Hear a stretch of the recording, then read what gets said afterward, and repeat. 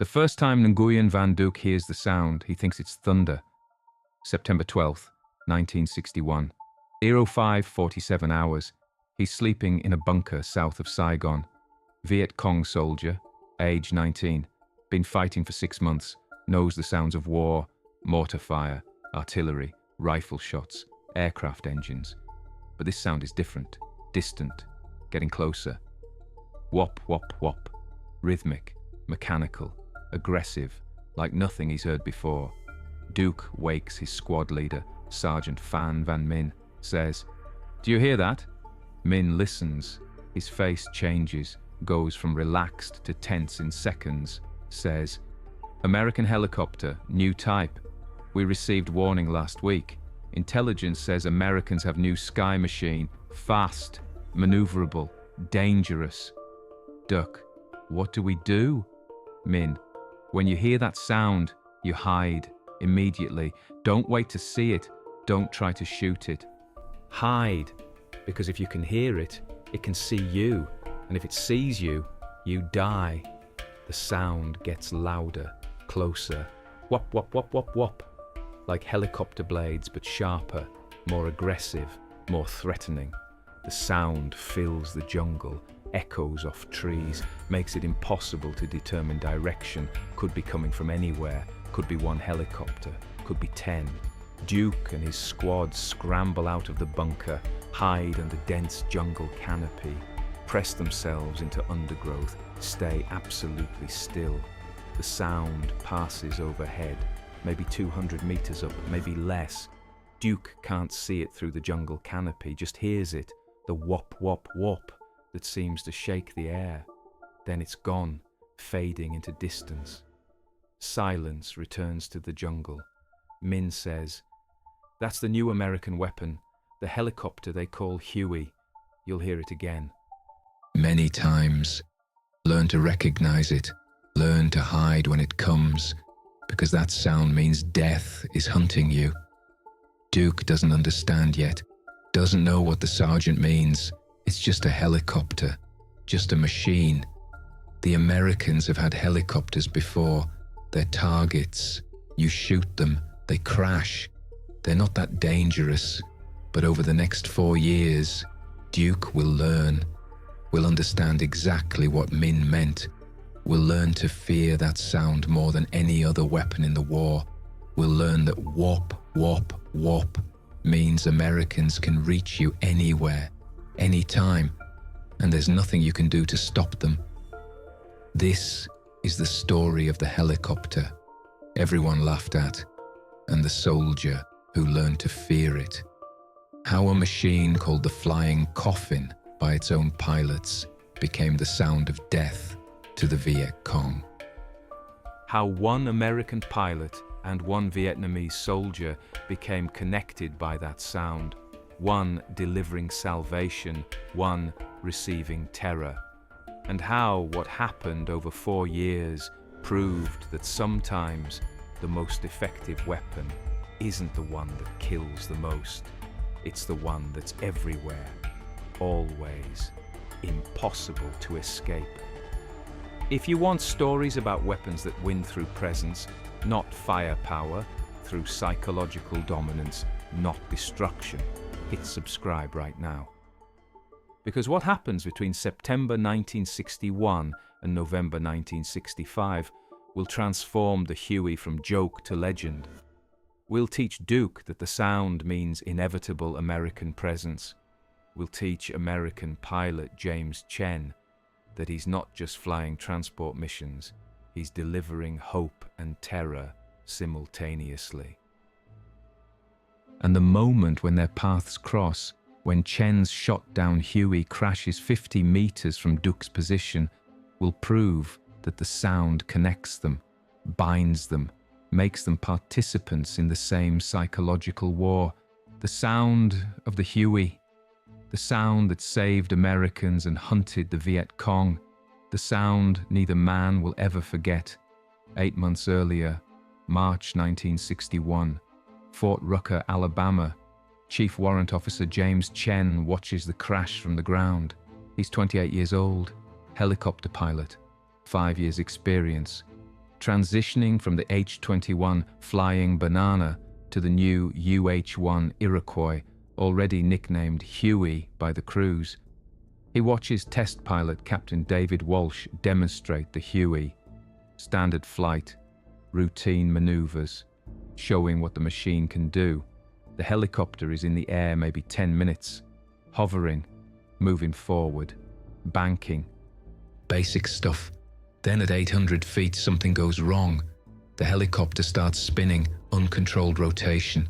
Walsh's voice on the radio, "Mayday, tail rotor failure, going down." Chen watches the Huey spin faster, drop, accelerating. It hits the ground spinning at 40 miles per hour, rotates 3 times on impact. The skids collapse, the fuselage crumples, the main rotor blades shear off and cartwheel across the field, metal screaming, parts scattering. Chen runs toward the crash, arrives as Walsh climbs out. The pilot is bloodied, limping, but alive. He looks at what's left of the Huey, looks at Chen and the other pilots gathering, says, "This thing is a death trap. The tail rotor is weak. The transmission overheats. The whole thing shakes like it's going to come apart. You want to fly this? You're going to die. It's a flying coffin." That's all it is. The crash investigation confirms it. Tail rotor design is flawed. Transmission can't handle sustained stress. Engine struggles at altitude. Hydraulics fail under pressure. Airframe vibration is excessive. Fuel system leaks. Electrical system is unreliable. The report recommends months of redesign, more testing, refinement before deployment. But there's a problem. The Army has already ordered 1-400 Hueys. Production is ramping up, and Vietnam needs helicopters now. The H-21 is obsolete, underpowered, vulnerable. The Huey is supposed to be the solution, except the Huey isn't ready. It crashes on its 3rd test flight. It has fundamental design flaws. It's dangerous. But the decision is made. Deploy it anyway. Fix problems in the field. Learn while fighting. Vietnam won't wait for a perfect helicopter. In June 1961, Chen gets orders. Report to Vietnam. 57th Medical Detachment. Mission, medevac. You'll be flying the Huey. Chen thinks about Walsh climbing out of the wreckage, about the twisted metal, about the words flying coffin. He thinks, this is how I die. Not from enemy fire, from mechanical failure, from flying a helicopter that isn't ready for combat. But he goes because he's a pilot, because the Army needs pilots, because men in Vietnam need medevac, because orders are orders. July 1961. Chen arrives at Tan Son Nhut Air Base, Saigon. The heat hits him like a wall, humid, oppressive. Everything is wet, everything smells like rot. This is not Alabama, this is not training, this is war. He meets his crew. Door gunner, Specialist Thomas Wade, age 21. Crew chief, Sergeant Robert Morrison, age 24. Both experienced. Both transitioned from H-21. Both nervous about the Huey. Wade says, "Sir, I heard about the test crashes. Heard pilots calling it the flying coffin. Is it really that bad?" Chen lies. "It's fine. Just needs getting used to. We'll be okay." He doesn't believe it. But what else can he say? The truth? That every flight might be his last. That the helicopter might fall apart in mid-air. That they're all test pilots now, learning what works by surviving what doesn't. His first flight is terrifying. He does pre-flight inspection. Everything looks okay, but he knows what's underneath the skin. The weak transmission, the flawed tail rotor, the overstressed components. He climbs in, starts the engine. The whole aircraft immediately starts vibrating, not gentle vibration, violent shaking, like the helicopter is trying to tear itself apart. Chen grabs the controls. They feel loose, imprecise, not like the H-21, which was solid if sluggish. This feels wrong. He pulls collective, The Huey lifts. The vibration gets worse. The engine screams. Every gauge is redlined. Everything feels on the edge of failure. He flies for 20 minutes. Local familiarization, getting feel for the aircraft. The whole time he's thinking, this is it. This is when it fails. Tail rotor goes. Transmission seizes. Engine quits. I'm dead. But nothing fails. The Huey shakes, complains, sounds like it's dying, but it flies. And Chen realizes it's fast, significantly faster than the H-21, maximum speed 120 knots versus 90. That's 35% faster. That matters. That saves lives. Wounded get to hospitals faster. Resupply reaches troops faster. Everything happens faster. Speed matters.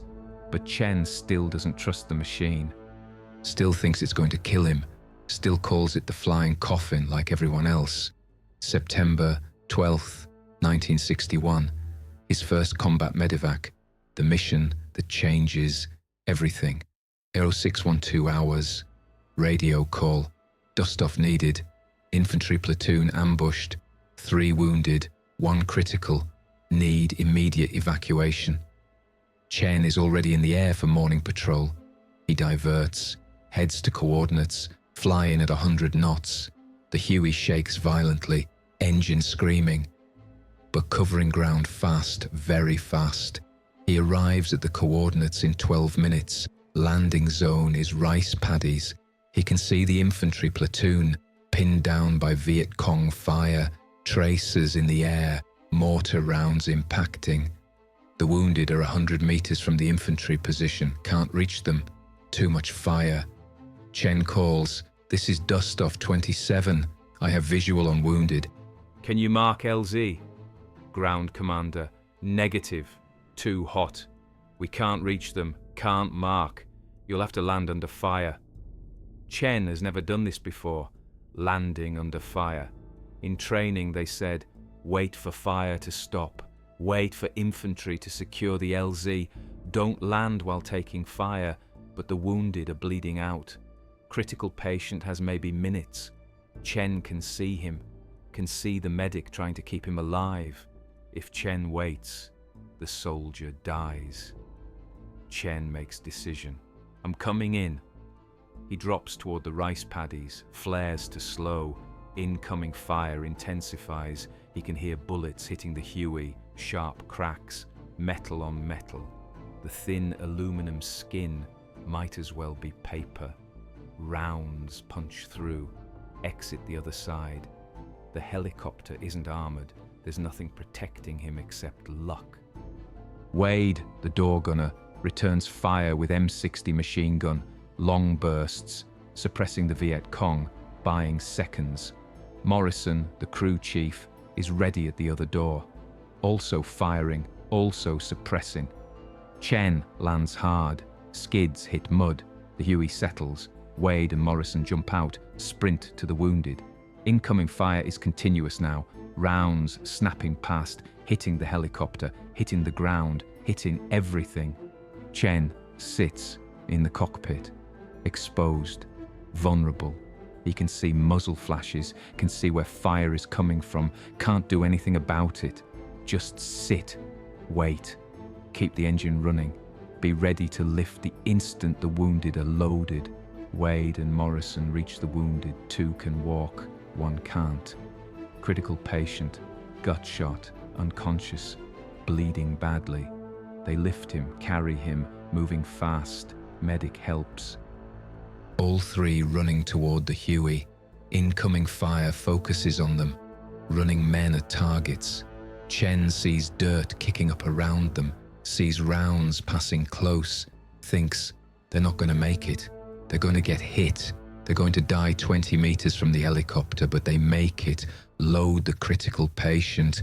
Load the walking wounded. Everyone in. Wade yells, "Go, go, go." Chen pulls collective.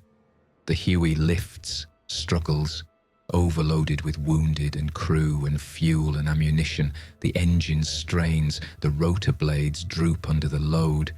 For a moment, Chen thinks, this is it. We're too heavy. The Huey can't lift this. We're going to sink back down and get shot to pieces.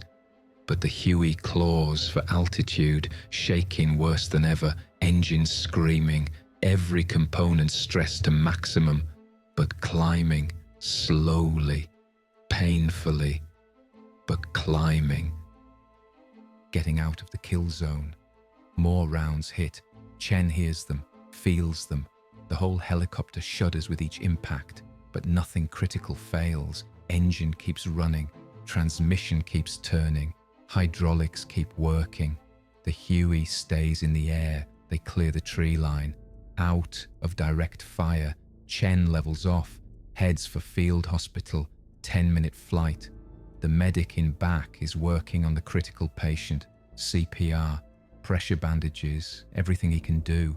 The patient is dying, but they're moving, getting him to surgery. He has a chance.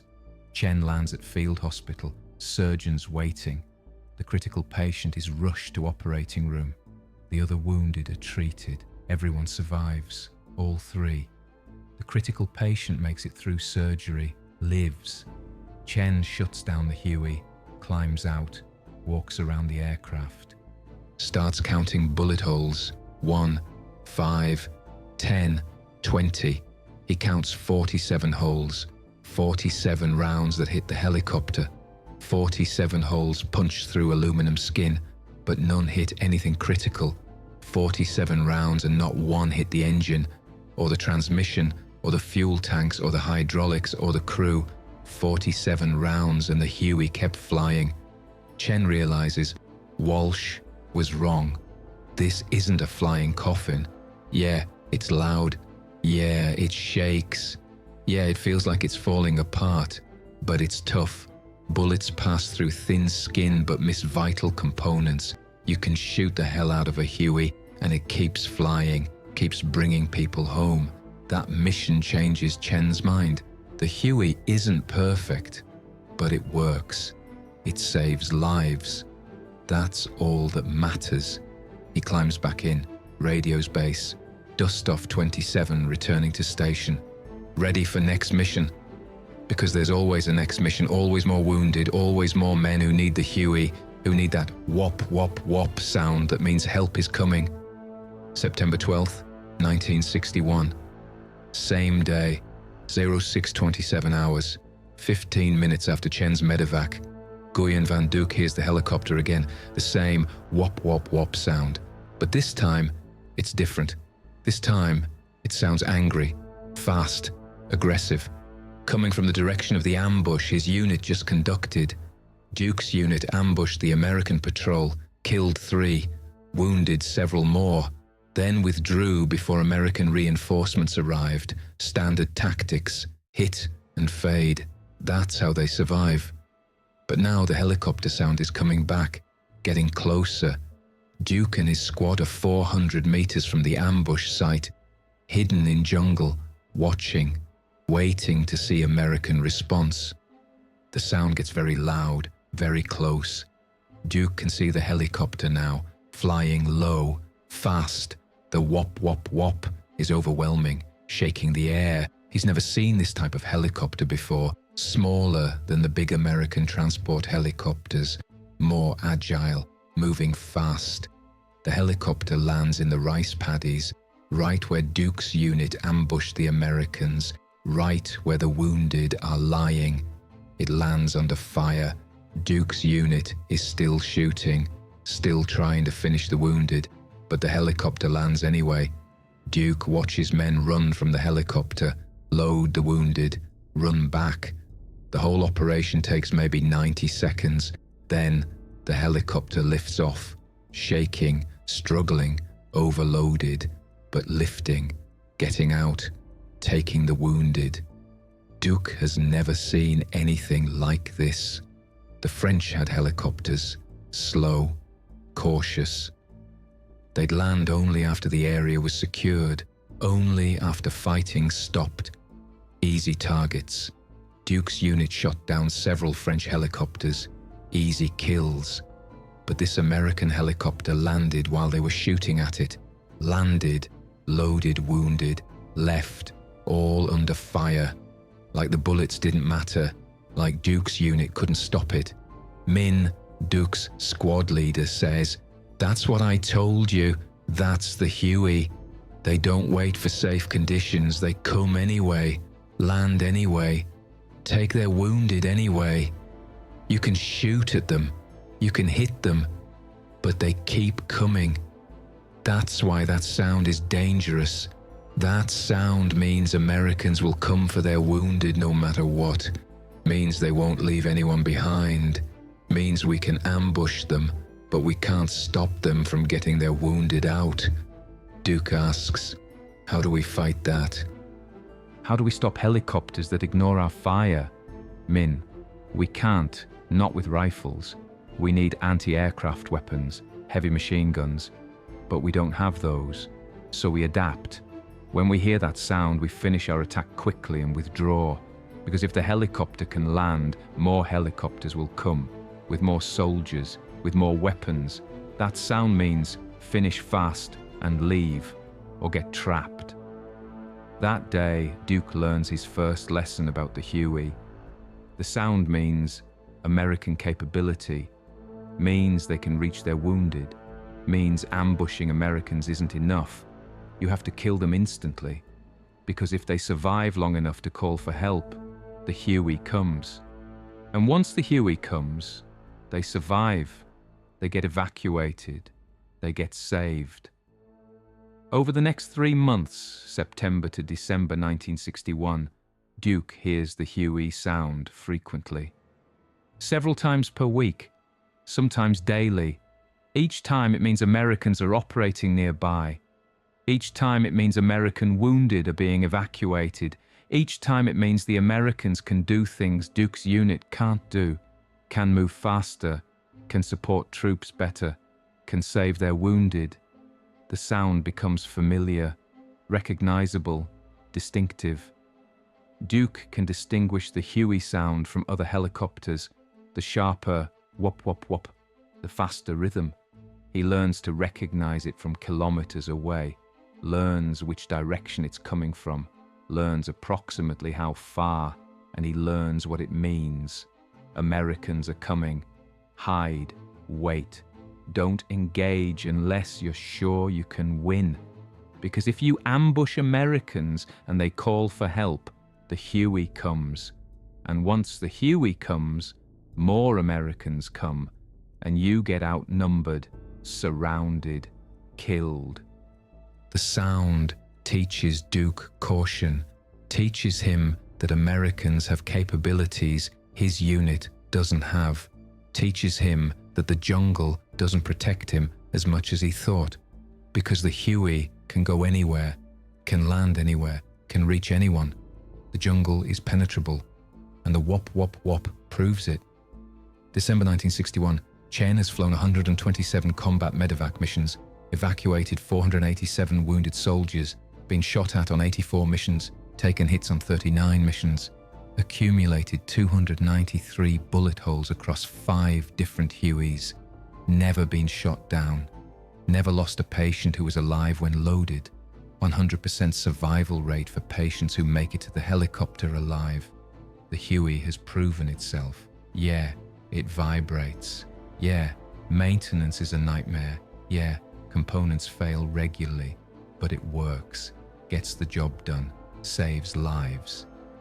The pilots stop calling it the flying coffin, start calling it the lifesaver, the angel, the sound of hope, because that's what it is. American infantry learns, if you can stay alive long enough to get on the Huey, you survive. The Huey gets you to hospital in minutes instead of hours. The golden hour, the first hour after injury where treatment determines survival, is achievable.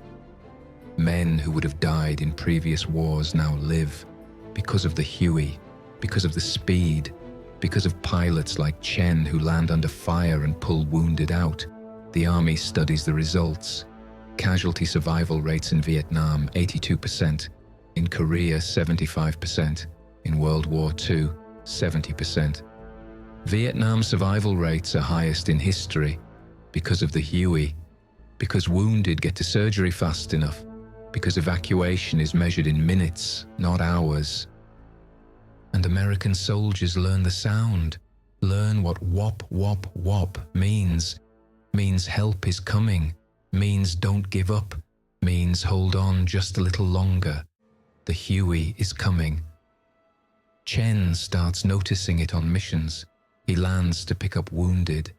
The soldiers are barely conscious, barely alive, but they smile when they hear his helicopter. Some cry, some thank God. Some just say, "I knew you'd come. I heard you coming. I knew you wouldn't leave me." The sound matters, not just functionally getting there fast. Psychologically, the sound means you're not alone. You're not abandoned. We're coming for you, no matter what, no matter how hot the LZ, no matter how heavy the fire, we're coming. That's what whop-whop-whop means. Chen realizes, I'm not just flying transport missions, I'm delivering hope. Every time I start the engine, that sound tells American soldiers somewhere, help exists, rescue is possible, don't give up. That realization changes how he thinks about the job. It's not just about flying, it's about what the sound represents, what it promises, what it delivers.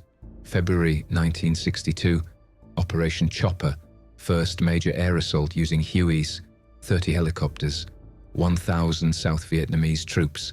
Objective, insert troops rapidly to attack Viet Cong positions near Saigon. Chen is one of 30 pilots flying the operation. He's never seen this many Hueys in one place.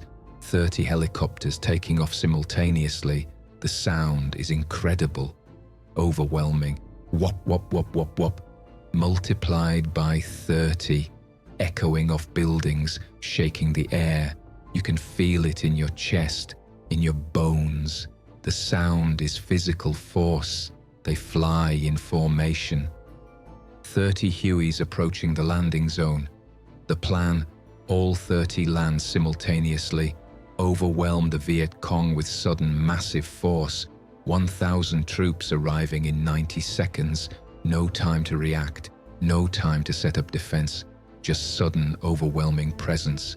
Chen can see the LZ ahead, open fields, tree lines on 3 sides. Intel says maybe 100 Viet Cong in the area. 1,000 South Vietnamese troops should overwhelm them easily. The formation descends.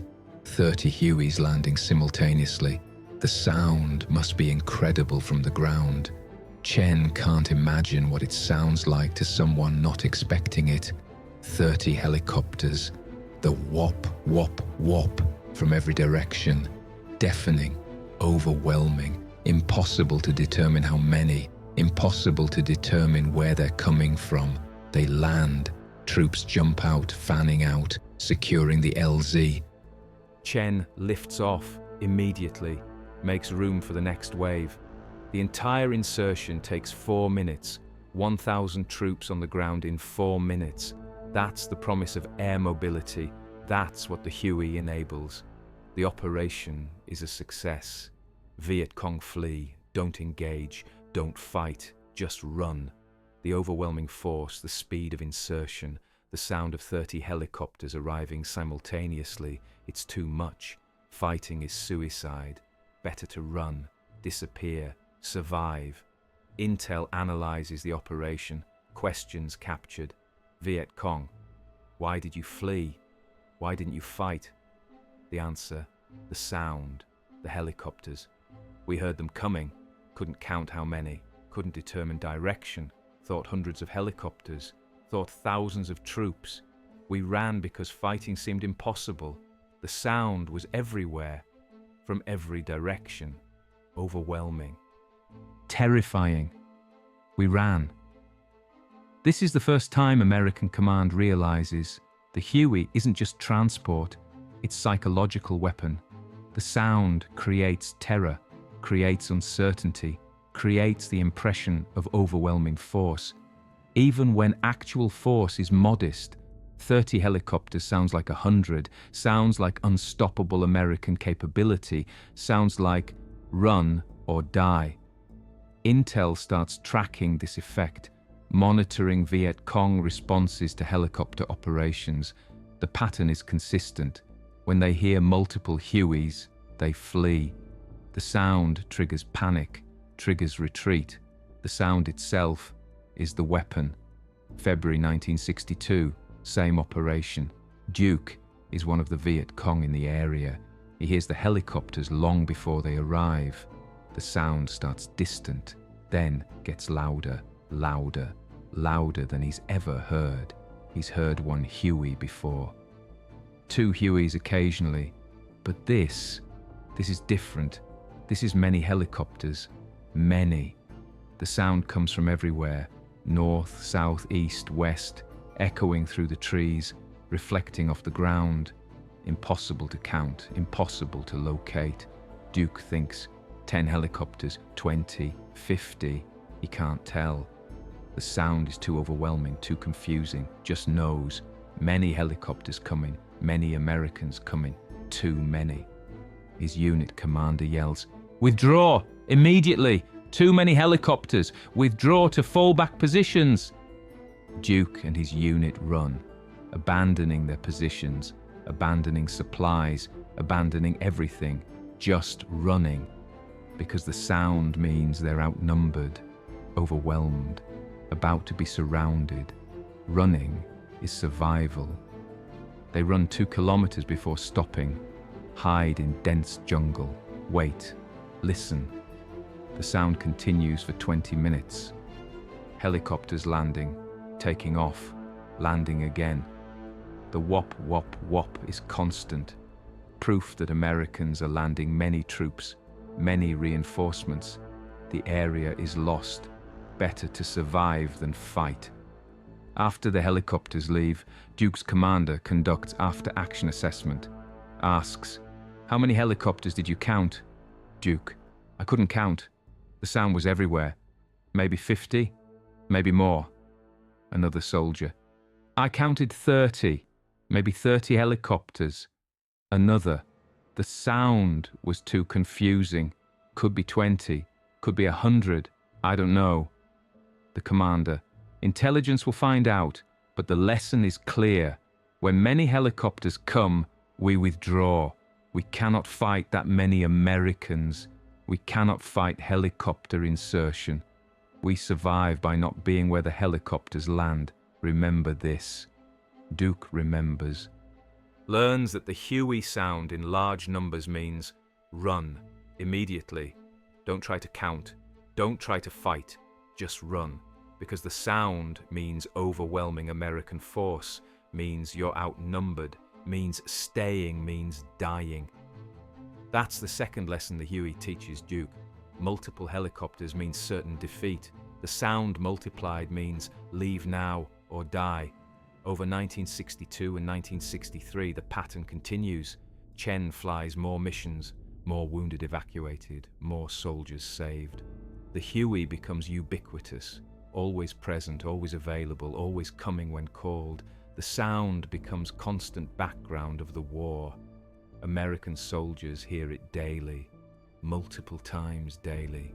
The whop-whop-whop that means you're supported, you're not alone. Help is always coming. Duc hears it too. Daily, multiple times daily. The same whop-whop-whop that means Americans are here, Americans are operating, Americans can reach you, hide, be careful, don't engage unless you're sure you can win and withdraw before the helicopters come. The war becomes defined by the sound. Both sides hear it, both sides react to it, but differently. Americans hear hope, Viet Cong hear threat, same sound, different meanings. The Huey's blades creating psychological weapon that works on both sides simultaneously. By late 1963, Chen has flown 847 combat missions, evacuated 3,200 plus wounded, accumulated over 100 bullet holes across 18 different Hueys, been shot down twice, survived both crashes. Shot down again would be third time. The Huey keeps bringing him home. keeps getting shot, keeps flying, keeps saving lives. He's accumulated decorations, Distinguished Flying Cross, Air Medal with multiple oak leaf clusters, Purple Heart from the second shootdown. He's become one of the most experienced Huey pilots in Vietnam, trains new pilots, teaches them what he's learned, teaches them. The Huey will get hit. It will take fire. It will shake like it's falling apart, but trust it. It'll bring you home. And more importantly, it'll bring the wounded home. That's the mission. That's why the sound matters. Duc has survived 2 years of war. He's now 21 years old, promoted to team leader, responsible for 6 men. He's learned to fight Americans, learned their tactics, learned their weaknesses. But mostly he's learned, when you hear the Huey sound, be very careful. That sound means American capability, means they can move fast, means they can reinforce positions, means they can evacuate wounded. The sound defines American advantages. The sound is the weapon he fears most. His unit has tried shooting down Hueys, dozens of attempts. They've hit many, seen bullet holes, seen smoke, seen helicopters struggle, but actually shooting one down, rare, very rare. The Huey is tough, takes damage, keeps flying. You can shoot at it, hit it, damage it, but bringing it down requires either perfect shot on pilot or engine or overwhelming fire that eventually hits something critical. And by the time you're generating that much fire, the Huey is either gone or more Hueys are arriving with gunships and troops. Shooting at Hueys is dangerous because it reveals your position.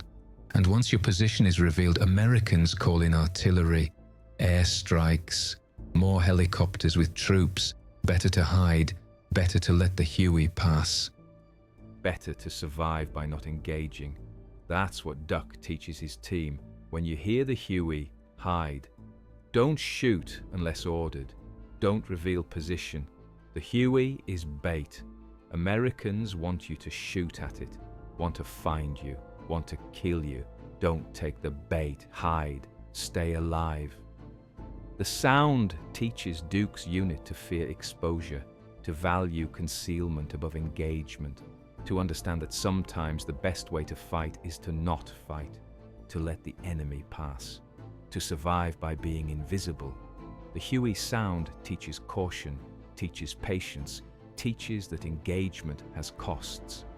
November 1965, 4 years after Chen's first mission, 4 years of the Huey War. Chen is flying combat assault. Not medevac today, transport. 20 troops going into hot LZ. Intel says moderate enemy presence. Expect contact, expect fire. He's part of 6-ship formation. 6 Hueys, 120 troops total, 2 gunships flying escort, standard assault operation, insert troops, provide cover fire, extract when mission complete. They approach the LZ. It's a clearing surrounded by jungle, 100 meters wide, small, tight. Chen will land 3rd in the formation. He watches the first 2 Hueys land. Troops jump out, start taking fire immediately. Automatic weapons, mortars, the Viet Cong are ready. This isn't moderate presence, this is prepared defense. The first Huey takes multiple hits. Smoke from the engine, it lifts off damaged. Struggles, makes it out of the LZ but barely. The second Huey lands, takes fire, returns fire with door guns, troops offload. The Huey lifts. One of the door gunners is hit, slumps over his gun. Chen's turn. He drops into the LZ, lands hard. Incoming fire is intense. Rounds hitting everywhere. The Huey shudders with each impact. Wade and Morrison, his crew, same guys he flew with in 1961, return fire. Long bursts, suppressing. The 20 troops jump out, spread out, start moving toward tree line. Chen keeps the Huey on the ground, providing cover fire, giving the troops time to get clear. Then he feels it. The Huey lurches, engine coughs, warning lights illuminate. They've taken a critical hit, engine damage, severe. The Huey is dying. Chen pulls collective anyway, tries to lift. The engine screams, strains. The Huey lifts maybe 2 feet, drops back down, won't fly, can't fly. They're stuck. Chen radios, lead, this is 3, engine failure, cannot lift off, we're stuck in the LZ. Lead responds, can you restart? Chen, negative, engine's destroyed, we need extraction. Lead, roger, hold position. Gunships will cover. We'll extract you after we drop our loads. Chen, Wade and Morrison bail out of the Huey. Take cover behind it.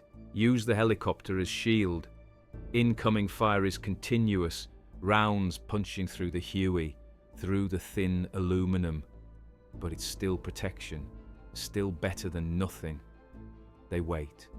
10 minutes, 15 minutes. The gunships orbit overhead, firing rockets, suppressing the Viet Cong, buying time. The other Hueys complete their insertions, come back for extraction, but they need to land, need to pick up Chen and his crew, need the fire to decrease. The ground troops advance, push toward the Viet Cong positions, take casualties, but push, creating space, suppressing fire, making room for the extraction. At 23 minutes, the fire decreases enough. 1 Huey lands, Chen, Wade. Net and Morrison sprint to it, load, the Huey lifts off, takes fire, but gets out, gets them home. Chen's Huey stays in the LZ. Destroyed, too damaged to recover.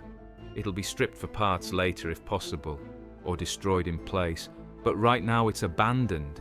The Huey that flew 847 missions, that took over 1,100 bullet holes, that brought Chen home from 2 shootdowns, that saved thousands of lives, sitting in a clearing, destroyed, done.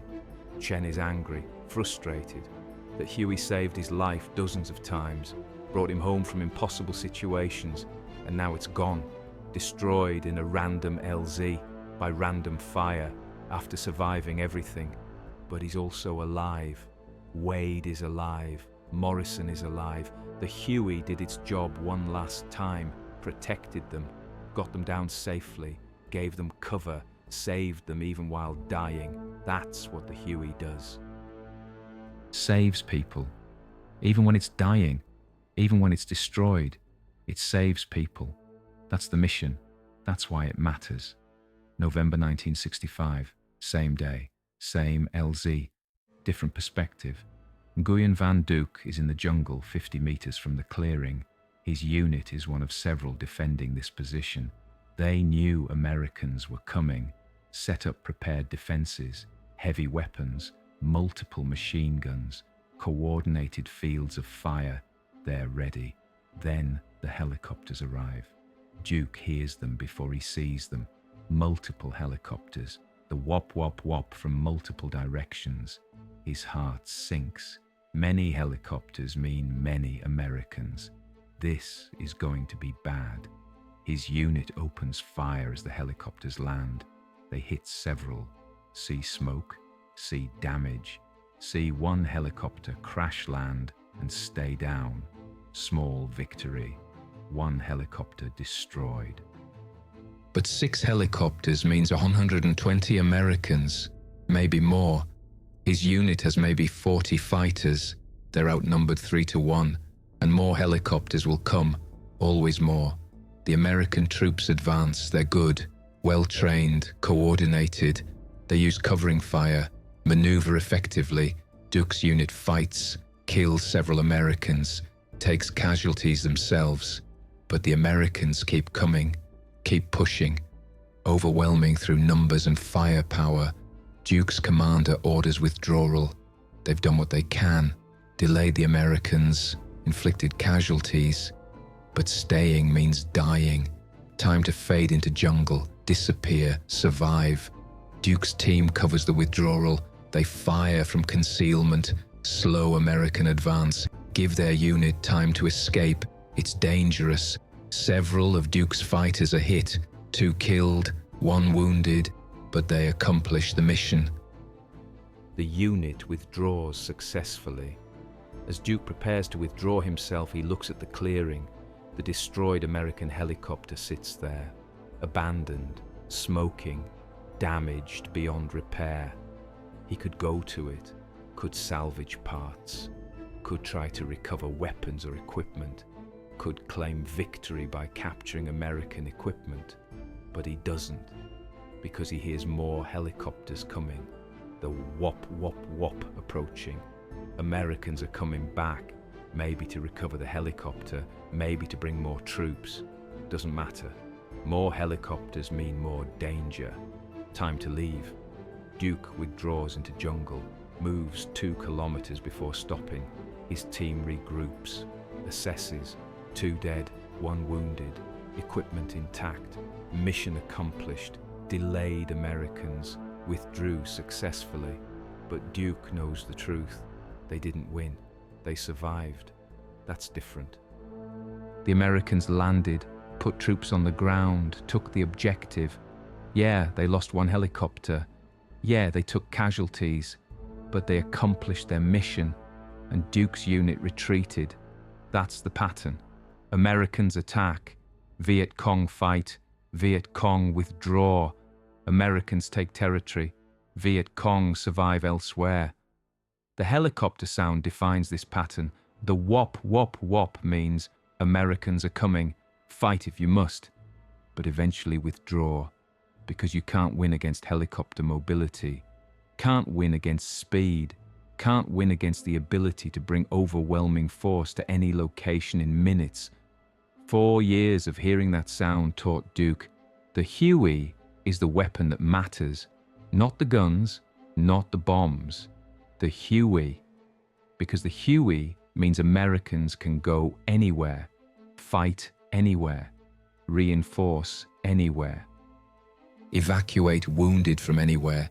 The Huey means no position is secure, no location is safe, no territory is controlled, because Americans can appear anywhere in minutes, and once they appear, they bring more Americans, always more. The sound means you're always outnumbered, always outmaneuvered, always outpaced. That's what 4 years of war taught Duc about the Huey sound. It's not just aircraft noise, it's the sound of inevitable American presence, the sound of mobility dominating tactics, the sound of losing territory while surviving personally, the sound he's learned to fear more than any other weapon. December 1965, Chen is rotated home, tour complete, 3 years in Vietnam, 1,200 plus combat missions, 2 shootdowns survived, multiple decorations. He's done his duty. Time to go home. His last day in Vietnam, he walks around Tan Son Nhut Air Base, looks at the Hueys, dozens of them, landing, taking off, running missions, constant. The whop-whop-whop fills the air, constant background, the sound of the war. A young pilot, fresh from flight school, just arrived, approaches Chen, says, "Sir, I just got assigned to fly Hueys. I heard pilots call it the flying coffin. Is that true? Is it really that dangerous?" Chen thinks about his first day in Vietnam, about being terrified, about watching Walsh crash, about thinking every flight would be his last, about not trusting the machine. Then he thinks about 1,200 missions, about 4,000 plus wounded evacuated, about bullet holes, about crashes survived, about the Huey bringing him home every time, about what the sound means to American soldiers hearing it. He says, "Yeah, pilots used to call it that back in 1961, but we were wrong. The Huey isn't a flying coffin, it's the opposite. It's the machine that keeps people out of coffins. It's the sound that means you're going to survive, you're going to learn. That helicopter will get shot to pieces, will shake like it's falling apart, will scare you every flight, but it'll bring you home. And more importantly, it'll bring the wounded home. That's why you're here. That's the mission. Trust the Huey. It'll save your life. It'll save countless lives. That sound you hear, that whop-whop-whop, that's the sound of people going home alive. The young pilot nods, says, "Thank you, sir. I'll remember that." Chen. "And one more thing. When you're flying medevac and you land in a hot LZs and guys are shooting at you and you're thinking, this is crazy, I'm going to die, remember that the wounded guys you're picking up have been waiting for your sound, have been listening for that whop-whop-whop and praying it gets closer. You're not just flying a helicopter, you're delivering hope. That sound is hope to them. Don't forget that. The mission isn't just extraction, it's telling guys, we're coming, we won't leave you. That's what the sound means. That's why it matters." Chen flies home, back to the States, back to Alabama, back to training new pilots, teaching them what he learned, teaching them to trust the Huey, teaching them that the sound matters as much as the machine, teaching them that sometimes the most effective weapon isn't the one that kills, it's the one that saves, and the one that creates fear through presence, not through destruction. The war continues, the Huey continues. More pilots, more missions, more wounded evacuated, more lives saved. The sound continues, always present, always threatening or promising, depending on who's listening. Duc continues fighting, survives the war, fights until 1975. 10 more years after his first encounter with the Huey sound. 10 years of hiding when he hears it. 10 years of learning that American air mobility is the weapon he can't defeat, can only survive, can only outlast. In 1995, 30 years after their last combat missions, Chen and Duc meet for the first time. Joint US-Vietnamese Veterans Conference, discussing the war, sharing perspectives, healing. They're introduced by conference organizers. Chen is 62, retired, living in Florida, still flies helicopters recreationally, still loves the sound. Duc is 53, farmer, living in Long An Province, father of 4. Grandfather of 2. The organizers say, Mr. Chen flew Huey medevac and assault missions 1961-1965. Mr. Duc fought as Viet Cong soldier 1961-1975. Both experienced the war from opposite sides. Both have perspectives worth hearing. They shake hands, sit down, talk through interpreters. Chen asks, "What do you remember most about the war?" Duc thinks, says, "The sound, the helicopter sound, that whop-whop-whop. I heard it every day, multiple times daily, for 14 years. That sound meant Americans are here, Americans are coming, hide, be careful, don't engage." The sound was everywhere, constant, inescapable. I feared that sound more than bombs, more than artillery, because bombs end, artillery stops. But the helicopter sound, always there, always threatening, always reminding me Americans can go anywhere, you can't hide from them. The jungle doesn't protect you, the sound finds you. Chen is surprised, says, "We had no idea you feared it that much. We thought you feared the bombs, the napalm, the artillery. We didn't realize the helicopter sound itself was the weapon." Duc, "For you, what did the sound mean?" Chen, "Hope. The sound meant, we're coming for you. You're not alone. You're going to survive. American soldiers would be wounded, dying, and they'd hear my helicopter coming. They'd smile, cry, thank God. The sound meant rescue, meant survival, meant going home. I didn't realize until later that I was delivering two things simultaneously: hope to Americans, terror to you. Same sound, opposite meanings. That's war, I guess. The same thing meaning life to one side, death to the other." Duc nods, says, "I respect what you did, saving your wounded. Not leaving them, that's honorable. But for us, That sound was constant psychological pressure, constant reminder that we couldn't win, couldn't defeat American mobility, couldn't control territory while you could fly anywhere. The sound was the weapon that wore us down, not killed us, wore us down, made us understand. We survive by outlasting you, not by defeating you. We can't defeat the helicopters, can only wait for you to leave. That's what the sound taught us. Patience, endurance, survival through outlasting. Chen, we did leave. You won by outlasting us, by surviving the helicopters, by surviving everything we threw at you. I respect that. We had the technology. You had the will. Your will outlasted our technology. Duke, but your technology saved thousands of your soldiers. That matters. That's worth respecting. You didn't abandon your wounded. The sound proved that. Every day, every mission, your wounded knew, if I can hold on, the helicopter will come. That's powerful. That's important.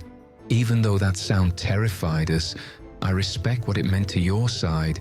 It meant loyalty. It meant no one left behind. That's honorable. They talk for 2 hours, sharing experiences, comparing perspectives, finding common ground, both shaped by the war, both shaped by the sound, both survivors. At the end, Chen asks, "Do you still hear it? In your mind? The helicopter sound?" Duke, "Yes, always. Even now, 30 years later, I hear helicopter, any helicopter, and my body tenses. My mind says, hide, be careful, danger coming. The sound never leaves you. The war ended 30 years ago, but the sound continues in my memory, forever. Chen, I hear it too, but differently. I hear it and remember. That's the sound of bringing people home. That's the sound that saved thousands. That's the sound that mattered. I miss it. Miss flying. Miss the missions. Miss knowing that every time I started the engine, that sound meant someone was going to survive. Someone was going home. I'm proud of that sound. Proud of what it meant, what it accomplished. They shake hands again. Part as friends. 2 men connected by sound. One who delivered it. One who fled from it. Both shaped by it. Both defined by it. Both survivors of the war the Huey fought. Today, the Huey is retired from US military service, replaced by more modern helicopters, better technology, better capabilities, but none with the same impact, none with the same sound, none with the same psychological presence. The UH-1 Huey flew 7.5 million missions in Vietnam, evacuated 900,000 plus wounded, lost 2,591 aircraft to enemy action, killed 2,177 crew members, saved tens of thousands of lives, enabled air mobility doctrine, changed warfare fundamentally, created a sound that defined a generation. Military historians study it, analyze its impact. The conclusion: the Huey was the most significant weapon of the Vietnam War, not most lethal, not most advanced, most significant. Because it changed how war was fought, because it created psychological dominance through presence, because the sound mattered as much as the capability, because Americans heard salvation and the Viet Cong heard death. Same sound, opposite meanings, both true. That's the story of the flying coffin that became the sound of death. The helicopter pilots laughed at until it saved their lives. The machine that terrified the Viet Cong through presence, not firepower. The sound that meant 2 different things to 2 different sides, but dominated both. Chief Warrant Officer James Chen flew it for 3 years, learned to trust it, learned what the sound meant, learned that sometimes the most important weapon is the one that brings hope, the one that promises, we're coming, you're not alone. Nguyen Van Duc heard it for 14 years, learned to fear it, learned what the sound meant, learned that sometimes the most dangerous weapon isn't the one that kills you. It's the one that reminds you constantly that the enemy can reach you anywhere, anytime, and there's nothing you can do to stop them. They both survived. Both lived full lives after the war. Both were shaped by that sound, that whop, whop, whop that echoes through history, the sound of the Huey, the sound that saved and terrified, the sound that defined a war. They laughed at the flying coffin until it became the sound nobody could ignore, the sound that meant we're coming for you, for rescue or destruction, depending on which side you're on. The sound that still echoes, still matters, still defines what the Huey was, what it meant, what it accomplished. The sound of the Huey, the sound that changed warfare, the sound that saved lives and hunted enemies, the sound that proved sometimes the most effective weapon is the one that's everywhere, always, impossible to escape, the weapon of presence, the weapon of sound.